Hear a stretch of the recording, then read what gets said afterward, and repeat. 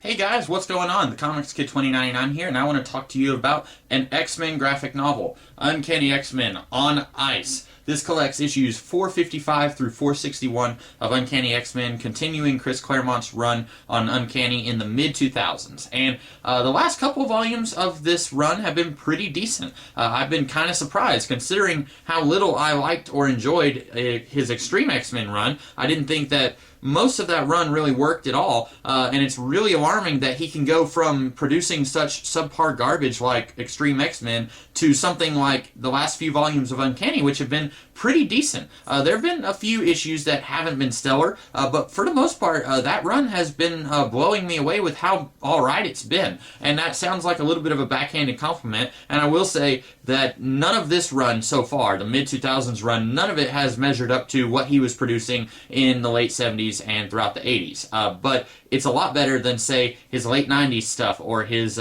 early 2000s Extreme X-Men run. Well, this volume is kind of where things get a little bit worse. Not much worse, but definitely a step down from the last couple of volumes. As I mentioned very briefly in last week's review, this volume gives us talking dinosaurs as the bad guys. And this isn't the first time that we've had talking dinosaurs. There was a kind of in-between volume of Extreme X-Men where we had some talking dinosaurs thrown in and the Savage Land. And oddly enough, that was the best volume of Extreme X-Men. But here we get some talking dinosaurs who have superpowers, and basically, long story short, they have gone to America to do something, and then somehow the X-Men get pulled into the Savage Land, and then one of these talking dinosaurs makes Rachel think that she is also a talking dinosaur. And then the rest of the X-Men basically have to prevent these guys from using Storm's powers to create an ice age across the entire planet so that they can survive. This is a really silly story for a few different reasons. Number one, this storyline lasts 5 issues, and that is about 1 or 2 issues longer than it really needs to go. For the last few volumes that I've been reading, each trade paperback is a collection of 2 short stories, like 2 or 3 issues long. And then this is a 5-issue story that does not need to be 5 issues long. It could have been 3 issues. I think we could have had everything that we got here without really all this needless fluff. There's really not any particular issue that I would say, okay, this one definitely can be removed, but I just don't look at this entire story, and I don't think that it needed to be 5 issues long. That's the first thing. Also, this whole plan by the talking dinosaurs is just really stupid. Dinosaurs, lizards, reptiles are cold-blooded creatures. They do not survive in cold weather. It's really silly and stupid that they're like, okay, we're going to kill off all the mutants and all the humans so that we can inherit the Earth. And we're going to do that by freezing the planet. That's dumb. It doesn't make any sense. The lizard people would be some of the first ones to die. And then at the very end of the arc, it's like, oh yeah, we're going to die if we let this thing go on. So we're going to help the X-Men put a stop to it. Well, no duh. You should have been putting a stop to this before you ever put that plan in motion. And then at the very end, it's like, hey, okay, we're going to be good guys now. This whole arc, even though it runs 5 issues and Claremont should have had plenty of time to have wrapped everything up, it still feels halfway baked by the time it's all said and done. Wolverine, somehow, he gets thrown into this, and we really don't know how. Because when all this first begins, most of the team, they go to Spain, and they find out that Psylocke is still alive. And that's kind of the running theme throughout this entire trade paperback, is Psylocke kind of getting her bearings after she's been dead, according to this, for a little more than a year. But it's been a little longer than that in the real world because she died at the very beginning of the Extreme X-Men run. And so Psylocke is back, and as I've mentioned in previous videos, that is because Chris Claremont wanted to bring her back almost immediately after he killed her off at the beginning of Extreme X-Men. Marvel editorial told him no, dead is dead at this point, and then Joss Whedon brings back Colossus in Astonishing X-Men, so Claremont says, okay, that means that I can bring back Psylocke, and so he does right here. And it works okay. As I mentioned in my review last week, it felt like, I think I've heard somewhere that editorial told Claremont to cut down on his Hellfire Club storyline.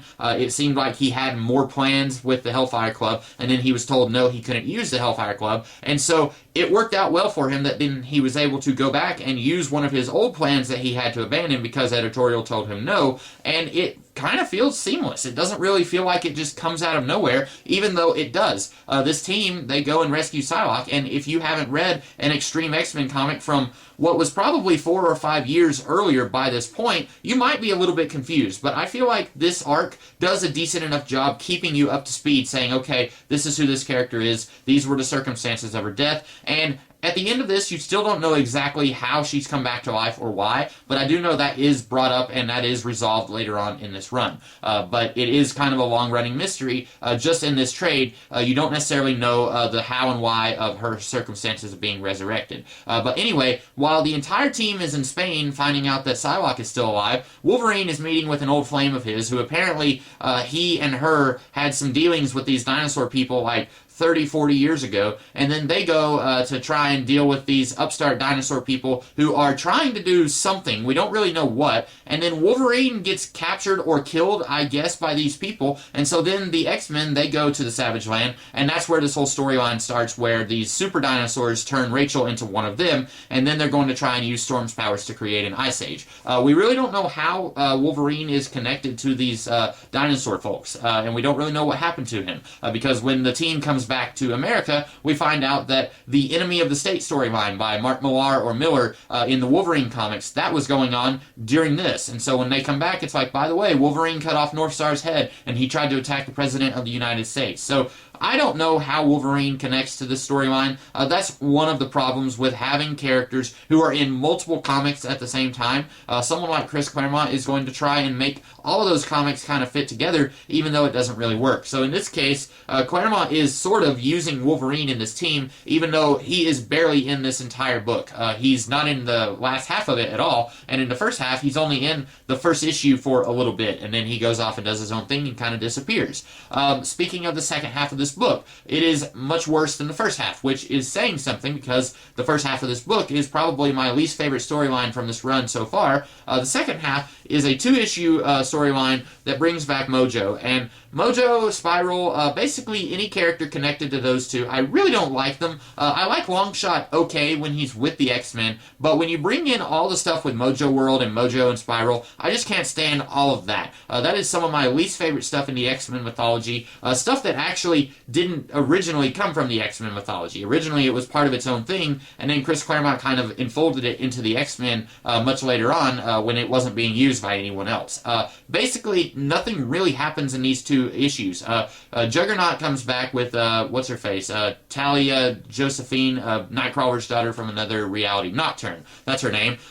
Juggernaut and Nocturne come back, and that's basically all that's accomplished here. Juggernaut feels sorry for himself because he let this little boy die, and that was back in the Day of the Atom, I think was the trade that happened in. And that was basically something that happened with Juggernaut. He kind of gets over himself here. In this two-part story, Rachel also gets really whiny because while all this has been going on, Joss Whedon's run on Astonishing had just started, and so Colossus is back from the dead. And now Rachel is whining and crying that everyone gets to come back to life except for her mom. And Kitty Pryde and Psylocke both basically tell her to grow up and stop being such a baby. In fact, 3 different times in these 2 issues, someone tells her to stop whining and being such an idiot. And I have to agree, this reminds me of the Rachel from the Uncanny X-Men of the 1980s, the Rachel who I extremely hated, which is really weird. I don't know if I mentioned this before, but Rachel Summers, when she was in Uncanny X-Men in the 80s, hated her, could not stand her, thought she was the worst character in the world. Then, just a few short years later, in the early years of Excalibur, also written by Chris Claremont, same guy who wrote her in Uncanny X-Men, suddenly she's a likable character, and she's no longer this whiny scumbag that I want to see die a very slow and painful death. Right now, she's starting to remind me of the girl from the from the mid to late 80s Uncanny X-Men. I really don't like it when she comes in and she sees that her best friend is happy because her lover is back from the dead, and now suddenly she wants to whine and cry that her mom isn't alive anymore. That's really kind of pathetic, and every character in the story, just about every character calls her on it, and still, she doesn't really apologize to Kitty for her very despicable behavior. Basically, nothing really happens in these last 2 stories. Mojo comes, we get to see some X-Babies. The X-Babies were funny once, and then they kept recurring like 5 or 6 times throughout the years. I really don't have to see the X-Babies ever again. Either X-Men turned into babies, or babies who are meant to resemble the X-Men. I really don't have to see any of that. Like I said, it was funny one time. It's really not that funny here. We also get to see lawyer versions of the Exiles. They're not funny either. Basically, this whole trade paperback is kind of a dud. I like the first half of it a little bit better better than the second half. I really didn't care for the 2 issues with Mojo, and I felt like the dinosaurs trying to take over the world, that could have been okay if it had been shortened down to maybe even 4 issues instead of 5 issues. 5 issues I feel like was just a little too long of a story for what we got in this book. So those are my thoughts on Uncanny X-Men on Ice.